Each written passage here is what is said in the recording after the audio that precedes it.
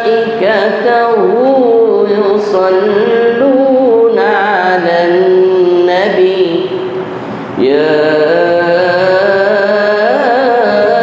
أيها الذين آمنوا صلوا عليه وسلموا تسليما محبة الشفيع জবান খুলে দিয়ে নবীর শানে দুরূদ পড়ি আল্লাহুম্মা সাল্লি আলা মুহাম্মাদিন ওয়া আলা আলি মুহাম্মাদ কামা সাল্লাইতা আলা ইব্রাহিম ওয়া আলা আলি ইব্রাহিম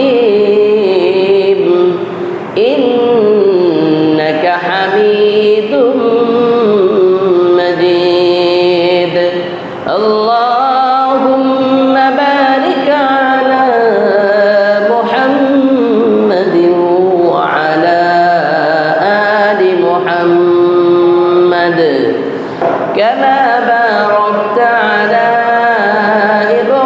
إبراهيم وعلى آل إبراهيم إنك حميد مجيد بلغ العلا بكماله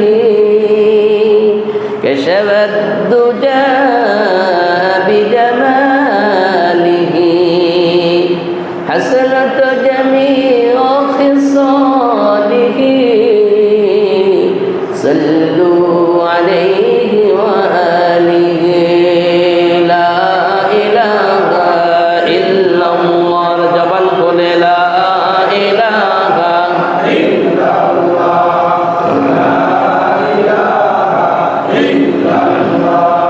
لا إله إلا الله لا إله إلا الله لا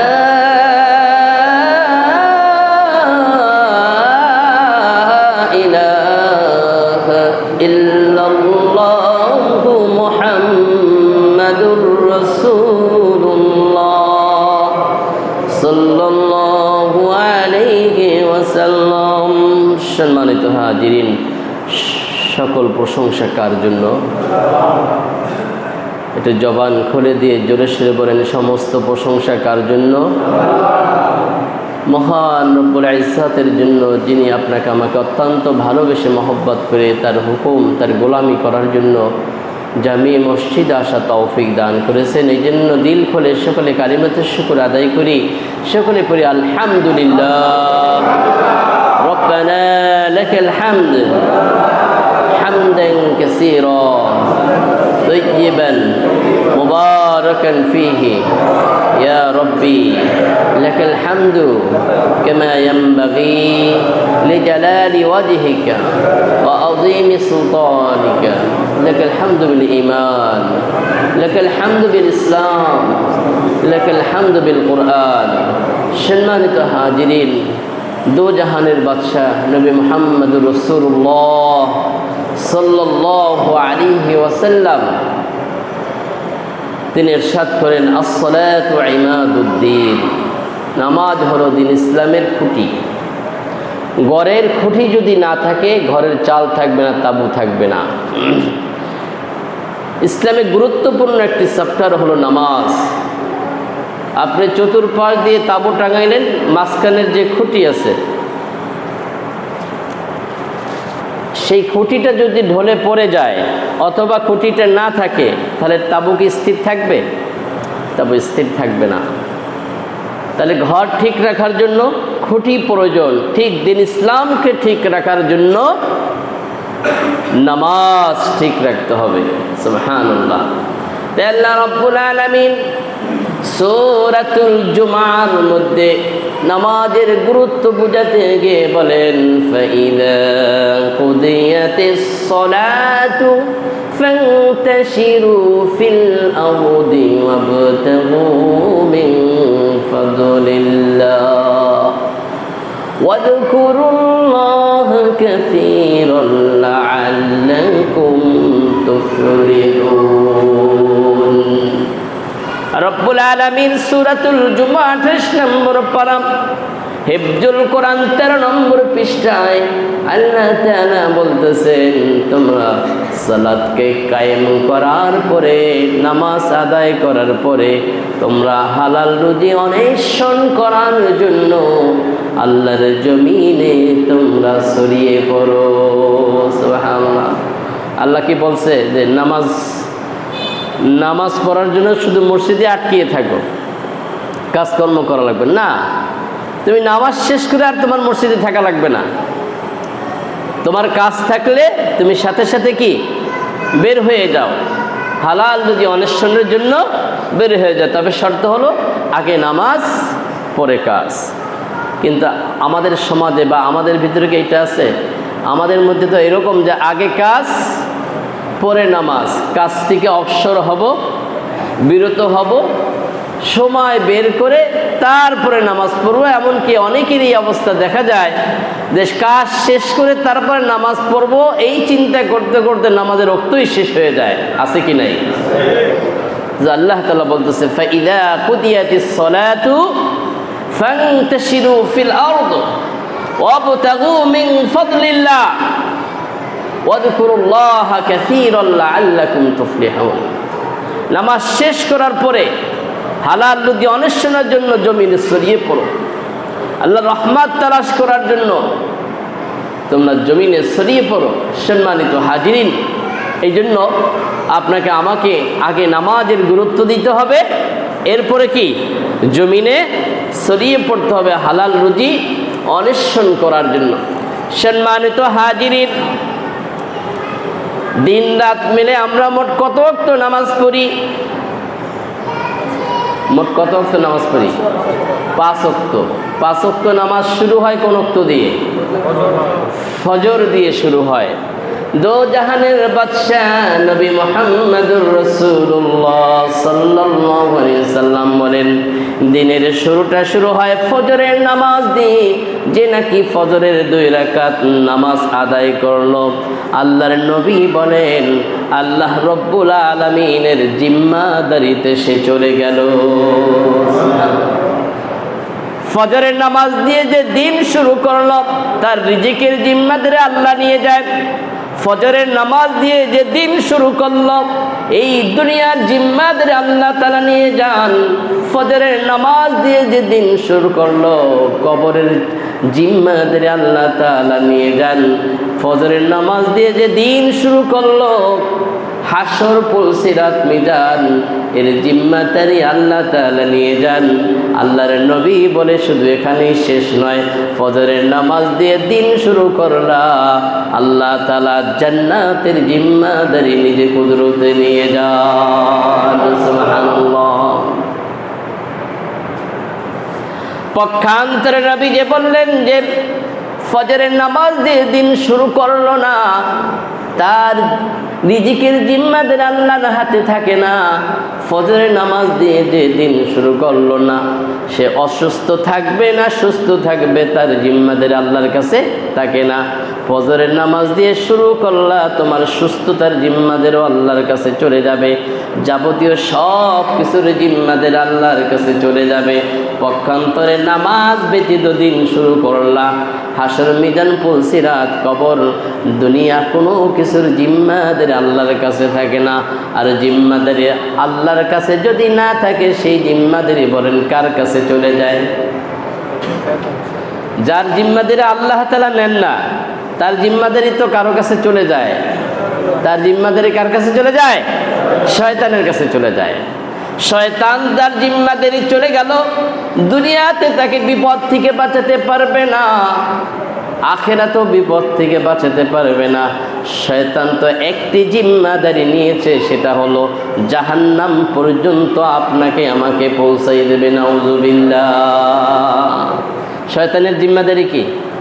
জাহান্নাম পর্যন্ত পৌঁছাই দেওয়া। জাহান্নামের দরজায় দেওয়ার পরে বলবে আমি যাই, এখন আমার কাজ শেষ। তাহলে শয়তান আমাদের শত্রু না বন্ধু? সবাই বলেন। এখানে শেষ নয়। আল্লাহর নবী সাল্লাল্লাহু আলাইহি সাল্লাম বলেন, ফজরের 2 রাকাত নামাজ যে দিয়ে দিন শুরু করলো, দুনিয়া এবং দুনিয়ার মাঝে যা কিছু আছে তার থেকে বেশি দামি সম্পদ সে বর্জন করে ফেলল।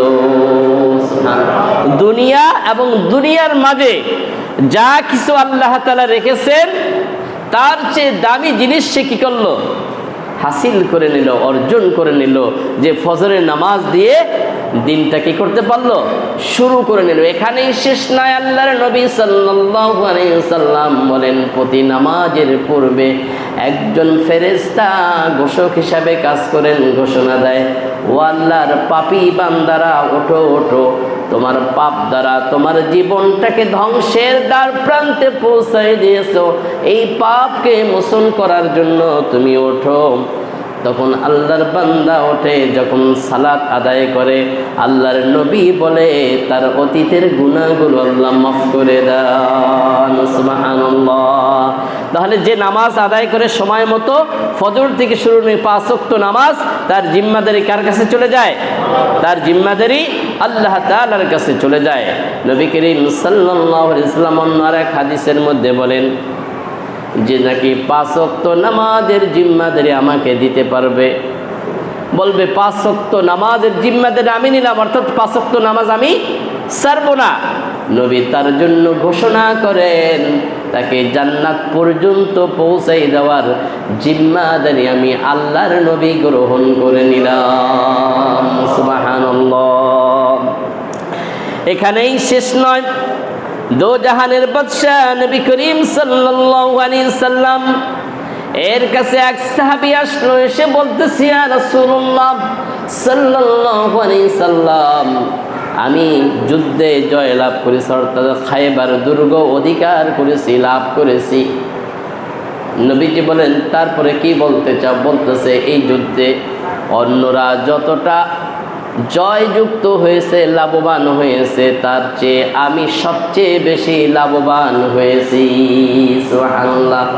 নবী বললেন, কেমনভাবে তুমি লাভবান হয়েছো? সাহাবী বলতেছে, এই যুদ্ধে আমার 3000 আউকিয়া লাভ হয়েছে। মনে করেন বর্তমান বাজারে 3000 টাকা, ওই সময় 3000 আউকিয়া আমার কি লাভ হয়েছে। খুব খুশি সাহাবী, 3000 আউকিয়া লাভ করেছে। এবার নবীজি সাহাবীকে লক্ষ্য করে বলেন, ও আমার সাহাবী, তোমার এই যুদ্ধে 3000 আউকিয়া তোমার লাভ হয়েছে, আমি কি তোমাকে এর চেয়েও বেশি লাভবানের কথা বলবো না? সাহাবী বললেন, ইয়া রাসূলুল্লাহ সাল্লাল্লাহু আলাইহি সাল্লাম, অবশ্যই বলবেন। এবার নবীজি বলেন, ও আমার সাহাবী, 5 ওয়াক্ত নামাজের পরে, অর্থাৎ ফরজ নামাজের পরে যে নামাজ পড়ার সুযোগ আছে, অর্থাৎ 2 রাকাত নফল নামাজ যদি তুমি পড়ো, তাহলে আজকে যে লাভবান তুমি হয়েছো তার চেয়ে বেশি লাভবান হয়ে যাবে। সুবহানাল্লাহ। অর্থাৎ ফরজ ঠিক রেখে যে নামাজের পরে নফল পড়া যায়, সেই নামাজের পরে যদি তুমি 2 রাকাত নফল নামাজ পড়ো, আজকে খায়বার দুর্গ অধিকার করার পরে, জয়লাভ করার পরে তুমি যে দাবি করছো 3000 আউকিয়া তুমি লাভবান করেছো, লাভবান হয়েছো, তার চেয়েও বেশি লাভবান হয়ে যাবে এই 2 রাকাত নামাজের বিনিময়ে। সুবহানাল্লাহ। প্রিয় নবী মুহাম্মদুর রাসূলুল্লাহ সাল্লাল্লাহু আলাইহি সাল্লাম হাদিসের মধ্যে বলেন, 5 ওয়াক্ত নামাজ যে ইমামের সাথে, গুরুত্বের সাথে শুধুমাত্র আল্লাহকে খুশি করার জন্য সময় মতো আদায় করবে, আল্লাহ রব্বুল আলামিন তাকে 5টা পুরস্কারে পুরস্কৃত করবেন। সুবহানাল্লাহ। 1 নম্বর পুরস্কার হলো, নবীজি বলেন, তার কবরের আযাবকে হটিয়ে দেবেন। কবরের আযাবের চিত্র এখন তার তুলে ধরা দরকার না, আপনারা কম বেশি শুনেছেন যে কবরের আযাব কতটা ভয়াবহ হবে, কতটা কঠিন হবে। আর কবর হলো পরকালের জীবনের প্রথম ঘাঁটি। কবর হলো কি? পরকালের জীবনের প্রথম ঘাঁটি। এই প্রথম ঘাঁটি কবরের আযাবকে আল্লাহ তাআলা হটিয়ে দেবেন যদি কি আল্লাহকে খুশি করার জন্য সময় মতো 5 ওয়াক্ত নামাজের পাবন্দি আমরা হতে পারি। সুবহানাল্লাহ। 2 নম্বরে প্রিয় নবী মুহাম্মদুর রাসূলুল্লাহ সাল্লাল্লাহু আলাইহি সাল্লাম বলেন, রিজিকের পেরেশানি দূর করে দেবেন। আর রিজিক নিয়েই তো আমাদের সব সমস্যা নাকি? আজকে এই যে শুনি একজন আর একজনের উপর হামলা, এর উপর আত্মসাৎ, এই চাঁদাবাজি, এইটা সেটা, হাবিজাবি, যা কিছু আমরা দেখতেছি শুনতেছি, সব কিছু মূলে কি? রিজিক। আর এই রিজিকের পেরেশানি আল্লাহ তাআলা দূর করে দেবেন যদি নাকি কি করি আমরা গুরুত্বের সাথে সালাতকে সময় মতো আদায় করি। এই রিজিকের পেরেশানি আর থাকবে না। টাকা পয়সার জন্য, দুনিয়ার চাহিদা মেটানোর জন্য মারামারি, কাটাকাটি, হানাহানি, রক্তপাত, এগুলো কিছুই করা লাগবে না। আল্লাহ তাআলা নিজ জিম্মাদারির মধ্যে রিজিকের ব্যবস্থা তিনি নিয়ে নেবেন। সুবহানাল্লাহ। 3 নম্বরে প্রিয় নবী মুহাম্মদুর রাসূলুল্লাহ সাল্লাল্লাহু আলাইহি সাল্লাম বলেন, 3 নম্বরে আল্লাহ তাআলা তাকে পুলসিরাত বিজলির ন্যায় পার হওয়ার সুযোগ করে দেবেন। বিজলি পার হবে, অর্থাৎ পুলসিরাত পার হবে বিজলির ন্যায়। পুলসিরাত কত কঠিন আমরা শুনেছি, যে চুলের চেয়েও চিকন হবে, তরবারির চেয়েও কি হবে? আরো বেশি ধারালো হবে। এটার নিচেই থাকবে জাহান্নাম। আর এটা পার হয়ে তারপর কি? আপনাকে আমাকে জান্নাতে যেতে হবে।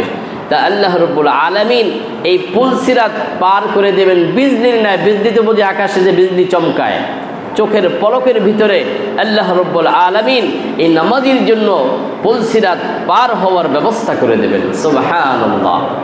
4 নম্বরে প্রিয় নবী মুহাম্মদুর রাসূলুল্লাহ সাল্লাল্লাহু আলাইহি সাল্লাম বলেন, আমলনামা তার ডান হাতে দেওয়া হবে।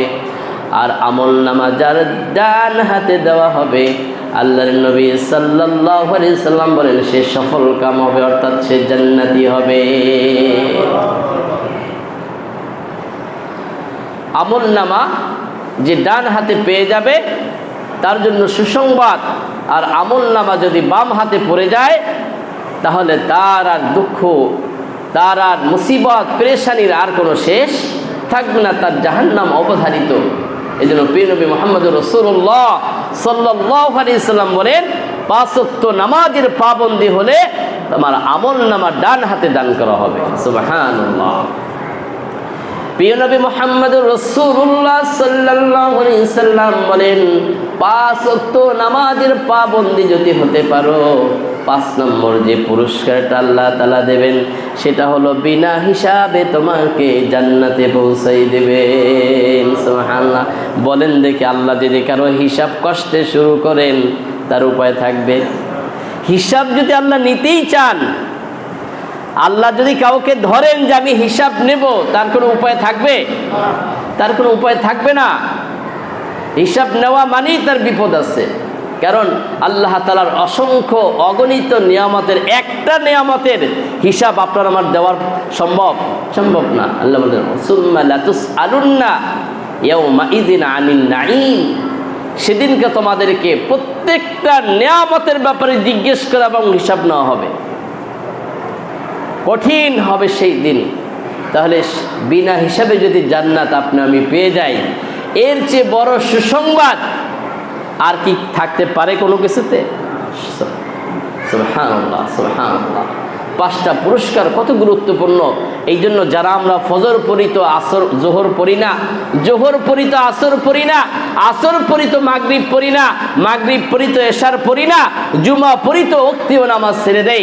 আজকের এই জুমার খুতবা থেকে আপনাকে আমাকে সিদ্ধান্ত গ্রহণ করতে হবে, বাকি জীবনে এই 5 ওয়াক্ত নামাজ কোনো অবস্থাতে আমরা আর ছেড়ে দেব না।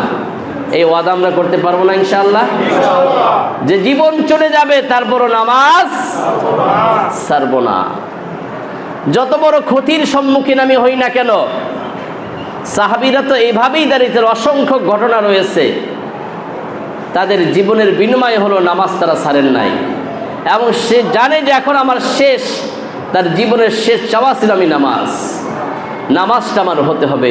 প্রিয় নবী মুহাম্মদুর রাসূলুল্লাহ সাল্লাল্লাহু আলাইহি সাল্লাম এভাবে নামাজের গুরুত্ব দিয়েছেন যে নামাজ যার ঠিক হয়ে যাবে দিনের সব কিছু তার ঠিক হয়ে যাবে, সুবহানাল্লাহ। আর নামাজ যার ঠিক হবে না সে সব জায়গায় ধরা পড়ে যাবে কাল কিয়ামতের ময়দানে। এজন্য আল্লাহর নবী বলেন, আউয়ালু মা ইউহাসাবু বিহিল আবদু ইয়াউমাল কিয়ামাতিস সালাহ, সর্বপ্রথম বান্দার কাছ থেকে কিসের হিসাব নেবেন? নামাজের হিসাব নেবেন।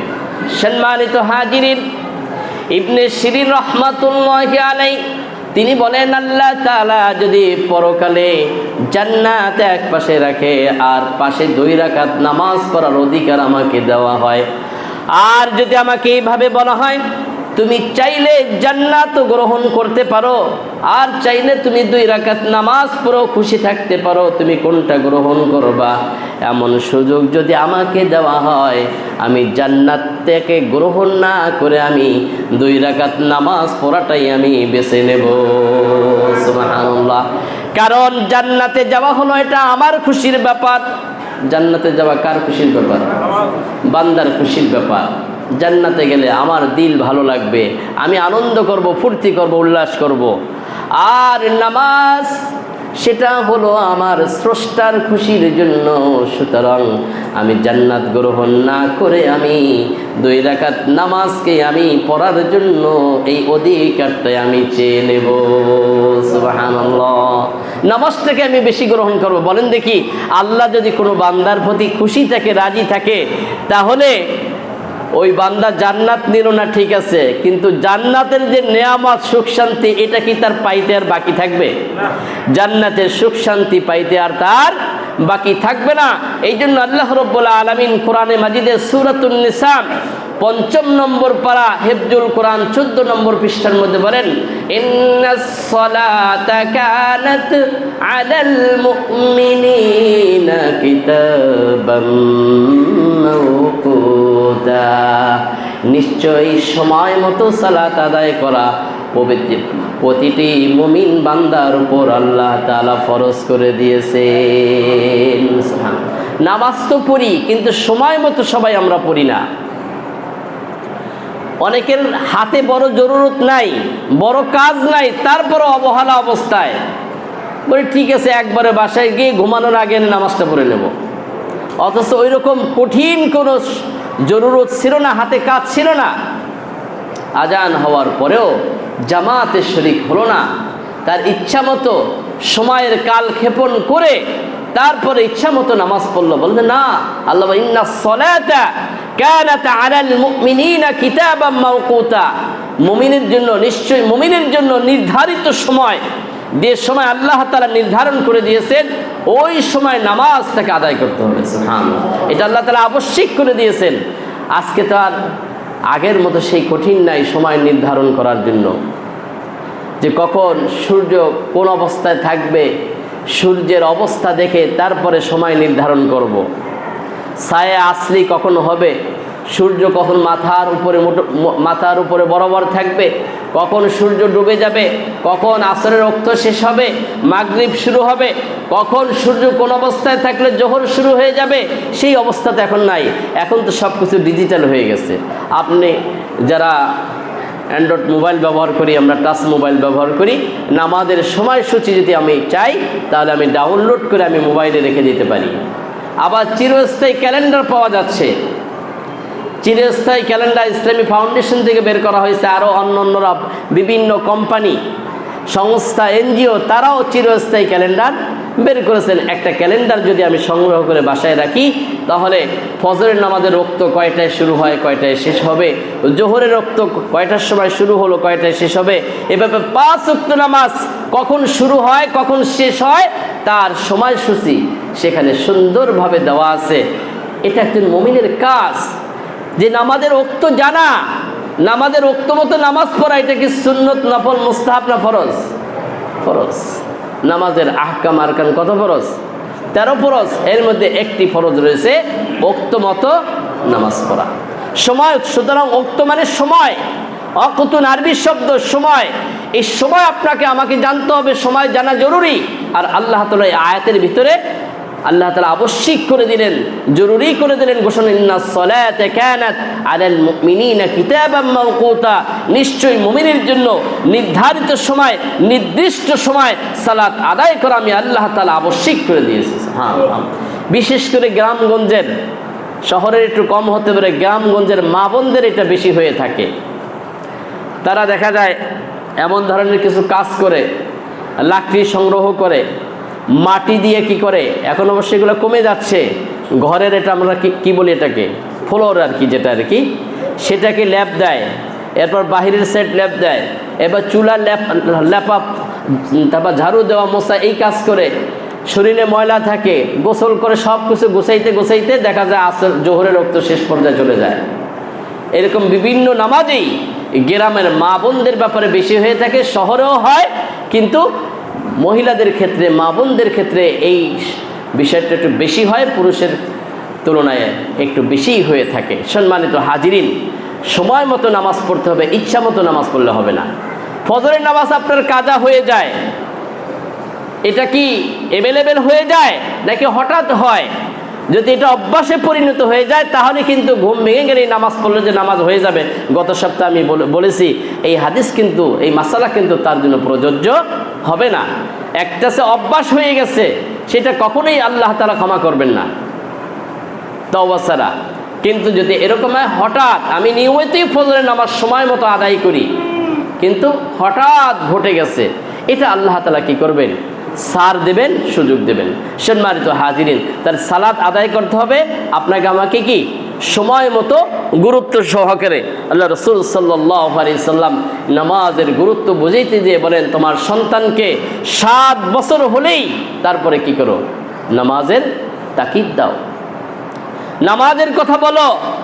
10 বছর যখন হয়ে যাবে নামাজের জন্য তুমি মৃদু আঘাত করো, ব্যত্রাঘাত করো, নামাজের জন্য ব্যত্রাঘাত করো, খানাপিনা বন্ধ করে দাও। যে শাস্তি প্রয়োগ করলে সে নামাজের দিকে ফিরে আসবে, এরকম মৃদু শাস্তি, বিভিন্ন টেকনিক কৌশল অবলম্বন করে তাকে নামাজের দিকে তাকিদ দাও। বলেন দেখি কয়জনে আমরা আল্লাহ রাসূল সাল্লাল্লাহু আলাইহি ওয়াসাল্লাম এই হাদিসটার উপর আমল করি? 7 বছর বয়সে আমার সন্তানকে নামাজের ব্যাপারে গুরুত্ব দিয়েছি, নামাজের কথা বলেছি। 10 বছর বয়সে তাকে ব্যত্রাঘাত করেছি, হালকা পাতলা আমি শাস্তি দেওয়ার চেষ্টা করেছি। আর কয়জনের ঘরে আছে আমরা হাত জাগাইতে পারবো যে আমার সন্তানকে শাসন করার জন্য, নামাজের জন্য শাসন করার জন্য আমি একটা ব্যাত রেখেছি? কয়জন আছি? আমার নিজেরই তো নেই। আল্লাহ আল্লাহ, নামাজের যে কি গুরুত্ব! সম্মানিত হাজিরিন, প্রিয় নবী মুহাম্মদ রাসূলুল্লাহ সাল্লাল্লাহু আলাইহি সাল্লাম তাই বলেন 7 বছর বয়সে নামাজের কথা বলো, 10 বছর বয়সে তাকে আঘাত করো। হযরত আলী রাদিয়াল্লাহু তাআলা বলেন, প্রিয় নবী মুহাম্মদ রাসূলুল্লাহ সাল্লাল্লাহু আলাইহি সাল্লাম বলেন, 3 কাজে কখনো তোমরা দেরি করবে না। কয় কাজ? সবাই বলেন। 3 কাজে কখনো তোমরা দেরি করবে না। প্রথম নম্বর হলো নামাজ। যখন নামাজের সময় হয়ে যাবে আর কখনো তোমরা কি দেরি করবে না, আগে নামাজ পড়ো, তারপর অন্য কাজ সারো। দ্বিতীয় নম্বর প্রিয় নবী বলেন জানাজা। জানাজা যখন প্রস্তুত হয়ে যায়, রেডি হয়ে যায়, আসতে আসতে ময়মনসিংহ থেকে, ফরিদপুর থেকে, বরিশাল থেকে অমুকে আসলে তারপর জানাজা হবে না। প্রিয় নবী মুহাম্মদ রাসূলুল্লাহ সাল্লাল্লাহু আলাইহি ওয়াসাল্লাম বলেন জানাজা প্রস্তুত হয়ে গেছে, গোসল হয়ে গেছে, কাফনের কাফন পরানো হয়ে গেছে, খাটনিতে লাশ চলে আসছে, তুমি আগে কি করো? দেরি না করে জানাজা শেষ করে দাও, তাকে তাড়াতাড়ি দাফনের কাজ শেষ করো। প্রিয় নবী মুহাম্মদ রাসূলুল্লাহ সাল্লাল্লাহু আলাইহি ওয়াসাল্লাম আরেকটি কাজ বিলম্ব করতে নিষেধ করেছে, সেটা হলো বিবাহের উপযুক্ত হয়ে গেছে নারী, মেয়ে বিবাহের কি হয়ে গেছে? উপযুক্ত হয়ে গেছে, যোগ্য স্বামী পাওয়া গেছে, আর দেরি করো না। মেয়ে মাস্টার্স কমপ্লিট করবে, এরপর ডাক্তারি পড়া শেষ করবে, এরপর বাহিরে কোর্স করতে যাবে না, শরীয়তের সাথে সম্পর্ক নাই। বরং উপযুক্ত হয়ে গেছে, যোগ্য স্বামী পেয়ে গেছো, কাল বিলম্ব না করে মেয়েকে উপযুক্ত পাত্রে কি করো? বিবাহ দিয়ে দাও। সম্মানিত হাজিরিন, গত সপ্তাহে আমরা বলেছিলাম প্রিয় নবী মুহাম্মদ রাসূলুল্লাহ সাল্লাল্লাহু আলাইহি ওয়াসাল্লাম হাদিস রয়েছে এবং কোরআনের আয়াতের আলোকে বলেছিলাম যে নিশ্চয়ই নামাজ সকল অশ্লীল কাজ থেকে কি করে? ফিরিয়ে রাখে। বিরত রাখে, পাপ কাজ থেকে বিরত রাখে। আর যাকে নাকি পাপ কাজ থেকে দূরে রাখলো, জান্নাত তার বাড়ির কাছে হয়ে যায়। তাই নবীজি বলেন, যেহেতু নামাজ তোমাকে পাপের কাজ থেকে দূরে রাখে, তুমি নামাজে দাঁড়িয়ে যাও, নামাজই তোমাকে গুনাহের কাজ থেকে দূরে রাখবে।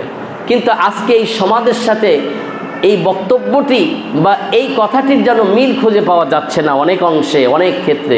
কথা বলেন ঠিক না বেঠিক? নামাজ পড়তেছে, সুদও খাইতেছে, এমন নামাজে আছে কি নাই? সমাজের ভিতরে আজকে এমন অনেক নামাজি আছে, নামাজ পড়ছে, সুদও খাচ্ছে। সমাজের ভিতরে এমন অনেক নামাজি আছে, নামাজ পড়তেছে আবার ঘুষও দিচ্ছে বিভিন্ন কাজে, আছে কি নাই? সমাজের ভিতরে এমন অনেক নামাজি আছে যারা ব্যবসায় মানে ওজনে কম দিচ্ছে, এমন ব্যবসায়ী নামাজি আছে কি নাই? আছে না এরকম নামাজি যে ওজনে কম দেয় অথচ কি নামাজ পড়ে? এমন নামাজি আছে, এমন অনেক নামাজি আছে বোনের হকটা ঠিকমতো আদায় করে নাই, যেটা আল্লাহ তাআলা ফরজ করে দিয়েছেন, বোনের হক আদায় করে নাই। বাবা মা মারা গেছে, 10 বছরও হয়ে গেল, 15 বছরও হয়ে গেল, বোন যখন ভাইয়ের কাছে আসে, ভাই বড় নামাজি, নামাজ পড়তে পড়তে ভাইয়ের কপালে নামাজের দাগ পড়ে গেছে। বোন যখন বোনের হকটা চাওয়ার জন্য আসে, ভাইয়ের মুখটা কালো হয়ে যায়। এমন আছে কি নাই? নাই? আচ্ছা, সমাজের মধ্যে এমন নামাজি আছে, বয়স 70-80 হয়ে গেছে, বয়স 70-80 হয়ে গেছে, এখন পর্যন্ত নিজের স্ত্রীর মহারানাটা পর্যন্ত আদায় করে নাই। সময় আমার সাথে আওয়াজ করে বলুন, এ কি স্বামী না আসামি? এ কি স্বামী না আসামি? হ্যাঁ, আসামিকাল কঠিন কিয়ামতের ময়দানে আল্লাহ রাব্বুল আলামিনের কাছে ওই সমস্ত স্ত্রীরা ওই স্বামীর বিরুদ্ধে মামলা করবে, ওই স্বামীর বিরুদ্ধে মামলা করবে। সেদিনকা ওই সমস্ত স্বামীদেরকে নামাজি হওয়ার পরেও, হাদিসাব হওয়ার পরেও তাকে জেনাকারীদের কাতারে দাঁড় করাই দেওয়া হবে। নাউজুবিল্লাহ। এমন স্বামী আছে না যে বয়স 70-80 হয়ে গেছে, জীবনের শেষ প্রান্তের দিকে চলে আসছে, এখন পর্যন্ত স্ত্রীর মহরনা আদায় করা এটা কি সুন্নত না ফরজ? ফরজ। এটা তো কথা ছিল শুরুতেই আদায় করা, যে কোনো কারণে আপনি করতে পারেন নাই, কিন্তু বিবাহের বয়স এত হয়ে গেছে, ছেলেমেলে বিবাহ দিয়েছে, নাতিপুতি হয়ে গেছে, এখন পর্যন্ত আপনি আপনার স্ত্রীর মহরানাটা আপনি আদায় করতে পারেন নাই। মনে রাখবেন, আপনি তার স্বামী না, আপনি কিন্তু আসামি। আপনি কি আসামি? আল্লাহর কাঠগড়ায় আপনাকে অবশ্যই দাঁড়াইতে হবে।